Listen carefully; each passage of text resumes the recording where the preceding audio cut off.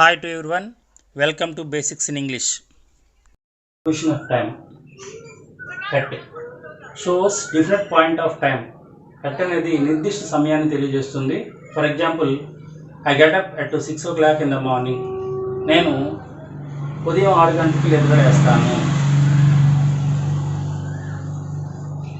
Next one, on.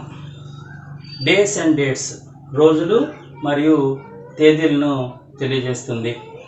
On అనేది ఉపయోగించే ముందు రోజుల ముందు లేదా తేదీల ముందు ఉపయోగిస్తాం.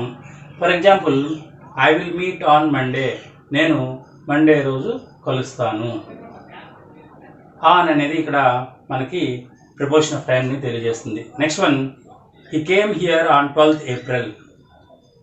On 12th before, date before కూడా మనకి ఆన్ అనేది ప్రిపోజిషన్ ఉపయోగించడం జరిగింది. ప్రిపోజిషన్ ఆఫ్ టైంని మెన్షన్ చేస్తాము. అతడు ఏప్రిల్ 12వ తారీఖున వచ్చాడు. ఇక్కడికి వచ్చాడు అని చెప్పడానికి జరిగింది. ఆన్ అనేది డేట్ ముందు కూడా ఉపయోగపడుతుంది. Next one, in. ఇన్ అనేది before, use before months, years and seasons. నెలలు మరియు సంవత్సరాలు మరియు సీజన్స్ అంటే ఋతువులు ఏవైతే ఉంటాయో వాటి ముందు కూడా మనం ఈ యొక్క ఇన్ అనేది ఉపయోగించడం జరుగుతుంది. In use before months, years and seasons. నెలలు మరియు సంవత్సరాలు మరియు ఋతువులు, సీజన్స్ ముందు ఇన్ అనేది ఉపయోగిస్తాము. ఇది ప్రిపోజిషన్ ఆఫ్ టైంలో మనం చూస్తాము. For example, we will visit Kashmir in May. In, మేము కాశ్మీర్ మే నెలలో విజిట్ చేస్తాము. ఇన్ అనేది ఇక్కడ చెప్పడం జరుగుతుంది. Next one, second one is flowers Bloom in spring. In spring, spring సీజన్లో పుష్పాలు అనేవి పుష్పిస్తాయి అని చెప్పడానికి ఇన్ అనేది ఉపయోగించడం జరిగింది. Number 3, India got independence in 1947. ఇక్కడ ఇన్ అనేది సంవత్సరం ముందు 1947 ముందు ఉపయోగించడం జరిగింది. Next one, by. Latest time at which action will over. ఫలానా టైంకి ఈ యొక్క పని అనేది పూర్తి అయింది అని చెప్పడానికి మనం బై అనేది ఉపయోగించడం జరుగుతుంది. For example, he will have finished the work by tomorrow. Will have finished the work by tomorrow. by రేపటి ఈ పాటికి పూర్తి చేస్తాడు అని మనం చెప్పడం జరిగింది. బై అనేది ఉపయోగించడం జరిగింది. Next one, since. సిన్స్ అనేది ప్రెజెంట్ పర్ఫెక్ట్ టెన్స్లో ఉపయోగించేటటువంటి దాన్ని, దీని పాయింట్ ఆఫ్ టైంని షోస్ పాయింట్ ఆఫ్ టైంని మనం తీసుకుంటాము. For example, I have been waiting for you since 9 o'clock. నేను నీకోసం ఉదయం 9 గంటల నుంచి ఎదురు చూస్తూ ఉన్నాను అని చెప్పడం జరిగింది. ఇక్కడ point of time since 9 o'clock అని మెన్షన్ చేయడం జరిగింది. Next one, for. For also shows period of time. Period of time mention చేయడం జరుగుతుంది. ఇక్కడ అవర్స్లో ఎన్ని గంటలు లేదా ఎన్ని సంవత్సరాలు అనేది తీసుకునేటప్పుడు ఫర్ అనేటువంటిది పీరియడ్ ఆఫ్ టైమ్గా తీసుకోవడం. For example, they have been playing cricket for 2 hours. ఇక్కడ ఫర్ అనేది 2 hours, 2 గంటలుగా. దే హ్యావ్, వారు 2 గంటలుగా క్రికెట్ని ఆడుతూ ఉన్నారు అని చెప్పడం జరిగింది. That is we are using for. Next one is from. From. From shows starting point of an action. From అనేది starting point of the action, ఎక్కడ పని ప్రారంభమైందో తెలియజేయడానికి ఫ్రమ్ అనేది ఉపయోగించడం జరుగుతుంది. For example, our examinations will commence from tomorrow. From నుండి, ఇక్కడ ఫ్రమ్ నుండి ఈ యొక్క ఎగ్జామినేషన్స్ అనేటువంటివి ప్రారంభమవుతాయి.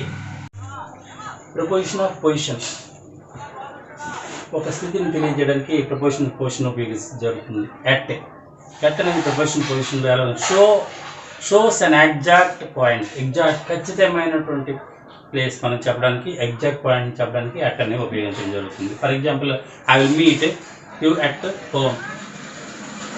అట్ హోమ్, మీ ఇంటి వద్ద. నేను మిమ్మల్ని మీ ఇంటి వద్ద కలుస్తాను.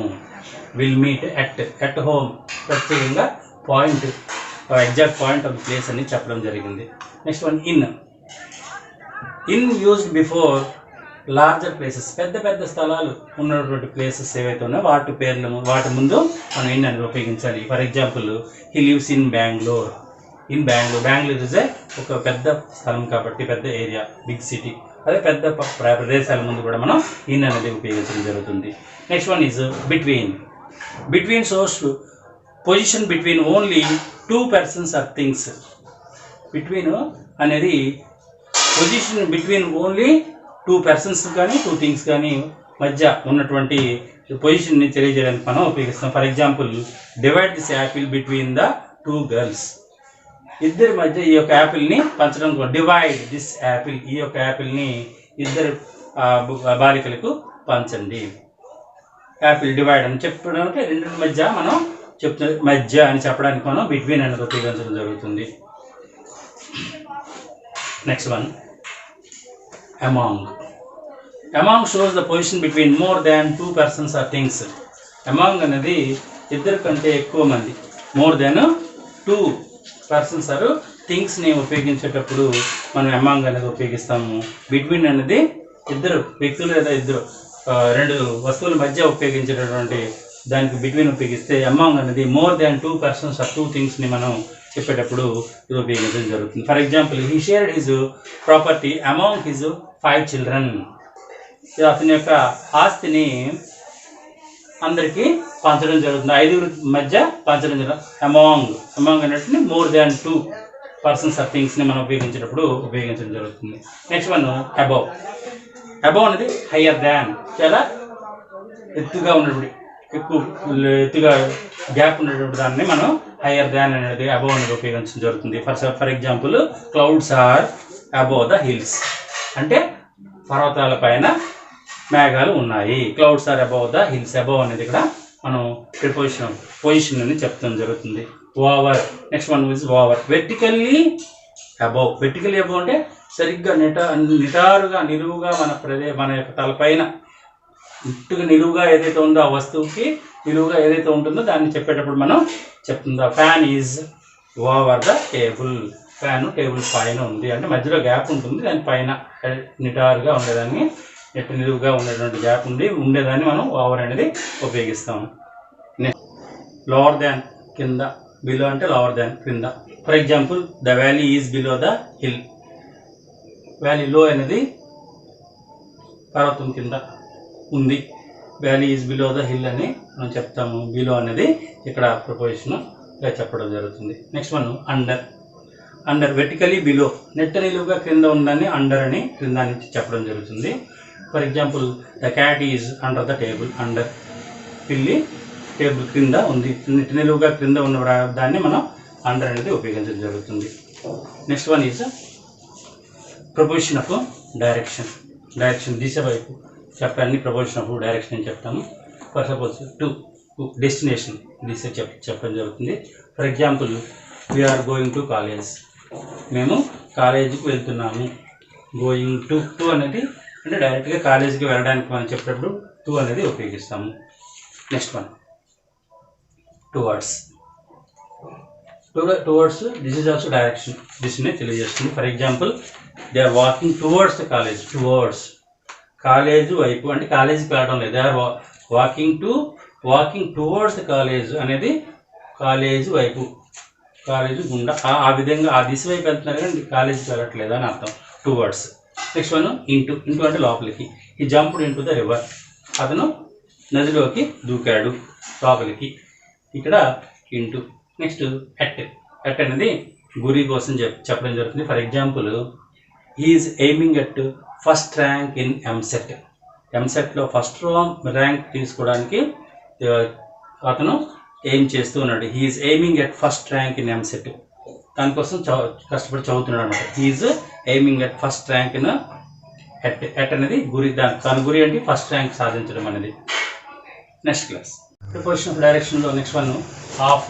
సెపరేషన్ ఎడంగా. For example he slipped off the motorcycle. అతను మోటార్ సైకిల్ పై నుండి జారిపడ్డాడు. దట్ ఈస్ ఎడంగా అని మనం సెపరేషన్ని ఆఫ్తో ప్రపోజిషన్ ఆఫ్ చెప్పడం జరిగింది. Next one from. Point of departure నుంచి. For example we started from Hyderabad, బయలుదేరడం అక్కడ నుంచి రావడానికి మనం ఫ్రమ్ అనేది మేము హైదరాబాద్ నుంచి బయలుదేరాము, దట్ ఈజ్ ఫ్రమ్ నుంచి. Next one upon, moment on something, మీదికి అనే అర్థంతో మనం ఈ అపాన్ అనేది ఉపయోగించడం. The tiger sprang upon a deer, పులి డీర్ పైకి పంజాబీ పైకి ఎగిరింది. స్ప్రాంగ్ అపాన్, మీదికి అని చెప్పడానికి మనం అపాన్ అనేది ఉపయోగించడం జరిగింది. Next one some important confused prepositions. మనకు కన్ఫ్యూజ్డ్గా కొన్ని ప్రపోజిషన్స్ ఉంటాయి, వాటిని ఏ విధంగా మనం ఉపయోగించాలో అది ఈ యొక్క సిరీస్లో చూడొచ్చు. First one beside. బిసైడ్ అనే దానికి మనకు అర్థం పక్కన, బై ది సైడ్ ఆఫ్ పక్కన. For example our house is beside the temple, మా ఇల్లు గుడి పక్కన ఉంది, ప్రక్కన అని బిసైడ్ అని ఉపయోగించాము. అదే బిసైడ్స్, యాడింగ్ ఎస్ చేర్చడం వలన దాని అర్థం పూర్తిగా మారుతుంది. దానితో పాటు in addition to, apart from. I know English besides Telugu, అంటే నేను ఇంగ్లీష్తో పాటు తెలుగు నేర్చుకున్నాను అని చెప్పడానికి ఇక్కడ మనం బిసైడ్స్ ఎస్ యాడ్ చేసాము, దాంతో పాటు అని అర్థం వచ్చింది. Next one between. Only 2 persons or things మనం చెప్పేటప్పుడు బిట్వీన్ కేవలం 2 వస్తువులు లేదా 2 వ్యక్తులు లేదా 2 వస్తువుల మధ్య గురించి మాట్లాడేటప్పుడు మనం ఉపయోగించేది బిట్వీన్. దీనికి కంపేర్ చేసినట్లు అమాంగ్. ఈ 2 కన్ఫ్యూజ్డ్గా ఉంటాయి. ఇక్కడ బిట్వీన్ తీసుకున్నట్లయితే father, for example father divide his property between his 2 sons. 2 వ్యక్తులు లేదా 2 వస్తువుల మధ్య మనం చెప్పాం కాబట్టి తండ్రి అతని యొక్క ఆస్తిని 2 కుమారులకి పంచిపెట్టాడు అని చెప్పడానికి బిట్వీన్ ఉపయోగించాము. నెక్స్ట్ వన్ దాని ఆపోజిట్గా తీసుకున్నట్లయితే among. More than 2 persons or things మనం చెప్పచ్చు. 2 కంటే ఎక్కువ వస్తువులు లేదా వ్యక్తుల గురించి మాట్లాడేటప్పుడు మనం అమాంగ్ అని ఉపయోగిస్తాము. For example all the 5 brothers always quarrel among themselves. 5 అన్నదమ్ములు కూడా ఎప్పుడు కూడా వాళ్ళ మధ్య ఎక్కువగా దెబ్బలాడుకుంటారు. వాళ్ళ మధ్య అనేది మనం మాట్లాడేటప్పుడు ఉపయోగించేది అమాంగ్. వారు 5 కూడా వాళ్ళ మధ్య ఎప్పుడు కూడా దెబ్బలాడుకుంటూ ఉంటారు, అమాంగ్ అనేది చెప్పడం జరిగింది. Next one confusing prepositions. Next one places. At to in. At is used before smaller places. చిన్న స్థలాల ముందు ఎట్ అనేది ఉపయోగిస్తాము. ఇన్ అనేది లార్జర్ ప్లేసెస్, పెద్ద స్థలాల ముందు ఉపయోగించడం జరుగుతుంది. ఫర్ ఎగ్జాంపుల్ ఎట్ అనేది NTR was Born at Nimmakuru అని కృష్ణా డిస్ట్రిక్ట్. ఎట్ నిమ్మకూరు అనే చిన్న గ్రామం ఉంది కాబట్టి, చిన్న ప్లేస్ ఉంది కాబట్టి ఎట్ అనేది ఉపయోగించడం జరిగింది.